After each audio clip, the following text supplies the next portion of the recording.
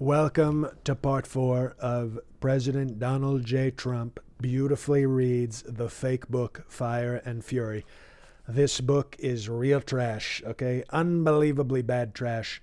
But because people are questioning my beautiful mental capacity and my ability to read, I thought I'd give the American people an abridged audiobook, okay? Shortened, that means a shortened version, in multiple parts on the internet for you to watch and listen and enjoy and show that I read good and much gooder than any president and maybe even any American, to be honest. I don't know many Americans who read quite as good as me, and my reading is good.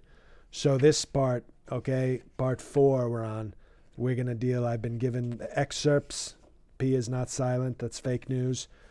Russia, my administration, and leaks. Okay, so this is going to be a very important section of this fake book that I'm reading to you.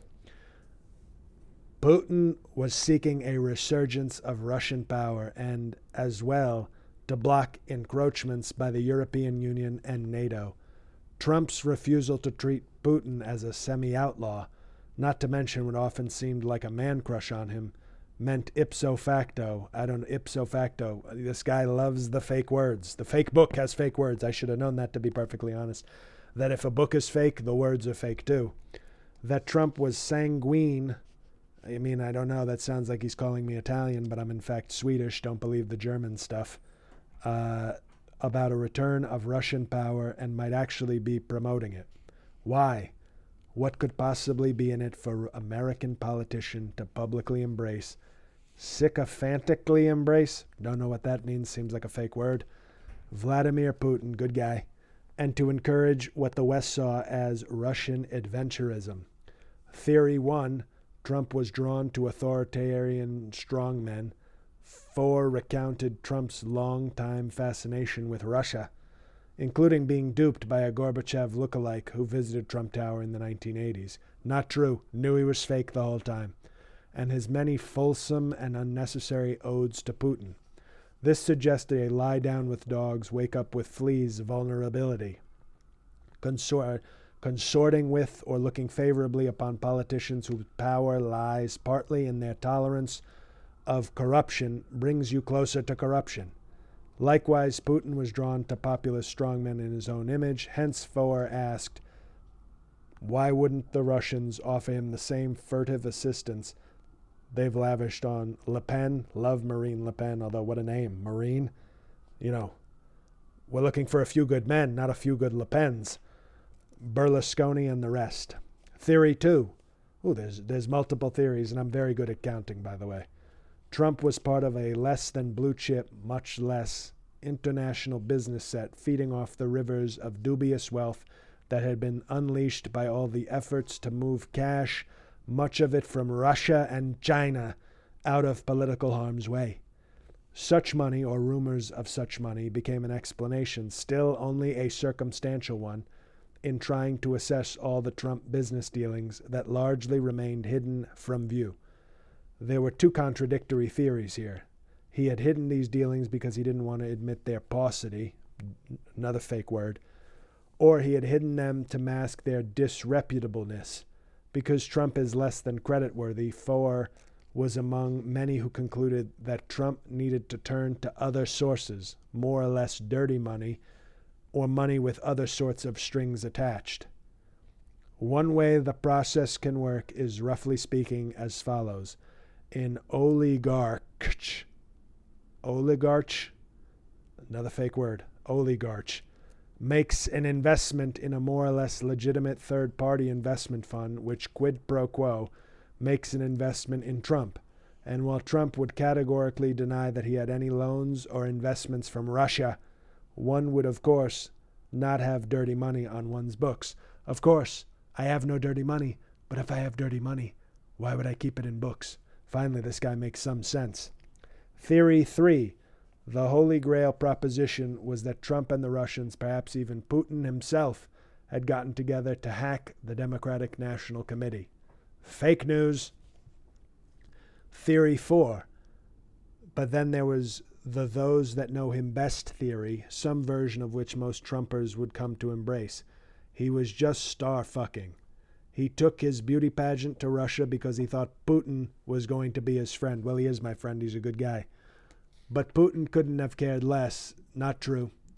And in the end, Trump found himself at the promised gala dinner.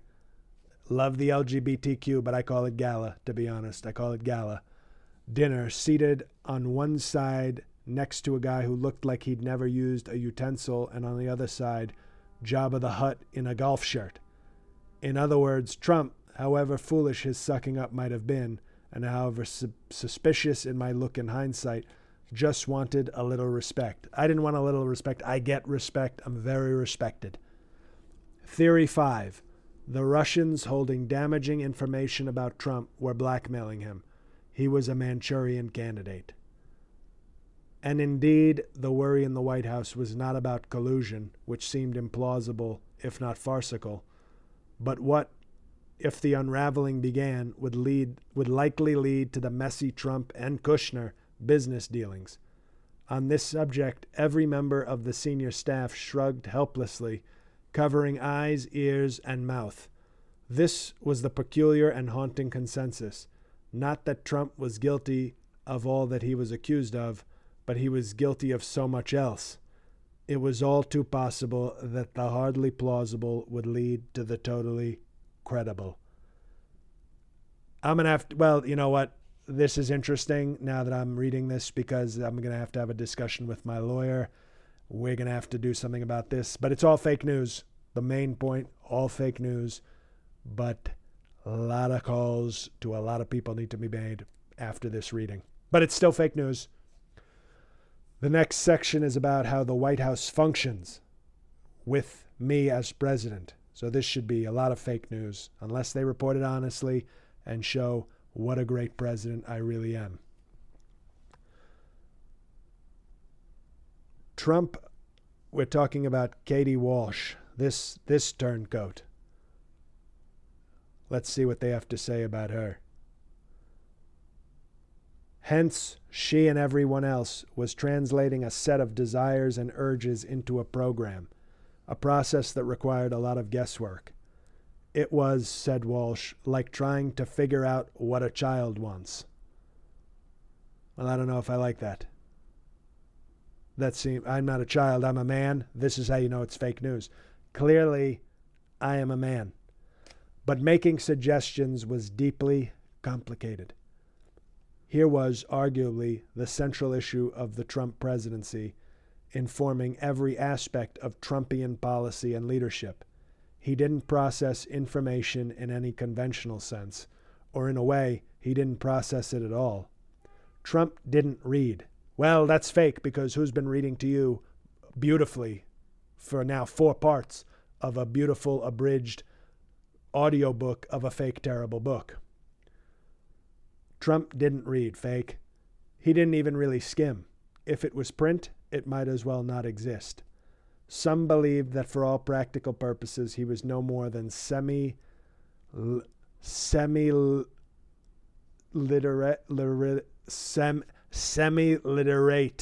okay? That's a fake word, clearly. There was some argument about this because he could read headlines and articles about himself, or at least headlines on articles about himself, and the gossip squibs on the New York Post, page 6. Love page 6. Beautiful page 6. Good job, New York Post. Some thought him dyslexic. Well, that's just, I have a clean bill of health, okay? And, not dyslexic, okay? Certainly his comprehension was limited. Others concluded that he didn't read because he just didn't have to, and that, in fact, this was one of his key attributes as a populist. He was post-literate. Total television. I do enjoy television, to be perfectly honest. It's a really, really good invention. But not only didn't he read, he didn't listen. He preferred to be the person talking. Well, when you're better than everyone else, wouldn't you want to be doing the talking instead of why should I be listening to people who are not as good as me? They should be listening to me, okay? So this is true, but it's like he's making it like it's some kind of bad thing. And he trusted his own expertise, no matter how paltry or irrelevant, more than anyone else's. Well, I'm the president and they're not, so who should I trust? What's more, he had an extremely short attention span even when he thought you were worthy of attention. I could use some McDonald's right now. You know, do you ever get a hankering for 2 fish fillet sandwiches, 2 Big Macs, and a milkshake just as an afternoon snack? It's a nice, beautiful thing. Where was I? Beautiful attention span, by the way. I have one of the best attention spans. They don't tell you about that in the fake news and the fake books. The organization therefore needed a set of internal rationalizations that would allow it to trust a man who, while he knew little, was entirely confident of his own gut instincts and reflexive opinions, however frequently they might change. Here was a key Trump White House rationale. Expertise, the liberal virtue, was overrated. After all, so often people who had worked hard to know what they knew made the wrong decisions. So maybe the gut was as good, or maybe better, at getting to the heart of the matter than the wonkish and data. I love Willy Wonka, by the way. Love those chocolate bars. And data-driven inability to see the forest for the trees that often seem to plague U.S. policymaking. Maybe, hopefully. Of course, nobody really believed that except the president himself. Still, here was the basic faith, overriding his impetuousness and eccentricities, if those are words, and limited knowledge base. Nobody became the President of the United States, that camel through the eye of the needle accomplishment, without unique astuteness and cunning, right? In the early days of the White House, this was the fundamental hypothesis of the senior staff, shared by Walsh and everyone else. Trump must know what he was doing. His intuition must be profound. But then there was the other aspect of his supposedly superb insight and apprehension, and it was hard to miss. He was often confident, but he was just as often paralyzed. That's not true. I mean, you see me walking, okay? I'm not some Stephen Hawking or even some fake FDR. I walk, I talk, I can move my arms, okay? That's how I'm putting this Big Mac into my mouth, because I can do all those things. If I was paralyzed, how could that be? I can't believe people are taking this book seriously. They're calling me paralyzed, and all of a sudden, people think this is a real book. Clearly, I'm not. Less a savant in these instances than a figure of sputtering and dangerous insecurities, whose instinctive response was to lash out and behave as if his gut, however silent and confused, was in fact, in some clear and forceful way, telling him what to do. During the campaign, he became kind of a vaunted action figure. His staff marveled at his willingness to keep moving, getting back on the plane and getting off the plane and getting back on and doing rally after rally. Amazing stamina, by the way, with a pride in doing more events than anybody else. Double Hillaries and ever ridiculing his opponent's slow pace. He performed. This man never takes a break from being Donald Trump, noted Bannon, with a complicated sort of third-party information. Or maybe he lacked the interest. Whichever, he seemed most phobic about having formal demands on his attention. He stonewalled every written page and balked at every explanation. He's a guy who really hated school, said Bannon. Well, that's true, but I still did amazingly well, so that tells you something. I was such a great student, and I didn't even like it. Don't ask for my transcripts. And he's not going to start liking it now. However alarming, Trump's way of operating also presented an opportunity to the people in closest proximity to him by understanding him, by observing the kind of habits and reflexive responses that his business opponents had long learned to use to their advantage. They might be able to game him, to move him. Still, while he might be moved today, nobody underestimated the complexities of continuing to move him in the same direction tomorrow. And the last section of this beautiful, beautiful part 4 is going to be about leaks. So apparently this guy, I've been given excerpts. This guy has information on leaks. I'm sure it's fake news, but let's see. From their separate corners, each man pursued his own strategy. Bannon did all he could to roll over Priebus and Kushner in an effort to prosecute the war for Trumpism-Bannonism as quickly as possible. Well, now Bannonism stands for unemployment, to be perfectly honest. Priebus, Reince, remember Reince? Nice name. What a little weirdo from Wisconsin. Priebus sounds like the name of a rat in a cartoon about Wisconsin. and he's always eating cheese because he's from Wisconsin. He's a little rat named Rance. Priebus. Good guy, though. Very good guy. Priebus, already complaining about political neophytes and the boss's relatives, subcontracted his agenda out to Ryan and the Hill. And Kushner, on one of the steepest learning curves in the history of politics, not that everyone in the White House wasn't on a steep curve, but Kushner's was perhaps the steepest, and often exhibiting a painful naivete, more French words. We're not doing a French reading of the book. I don't know why we have these French words. Naivete, as he inspired to be one of the world's savviest players, was advocating doing nothing fast and everything in moderation. Each had coteries opposed to the other. Bannonites pursued their goal of breaking everything fast. Priebus's RNC faction focused on the best to make their unpredictable relative look temperate and rational. Another bad edit. And in the middle was Trump.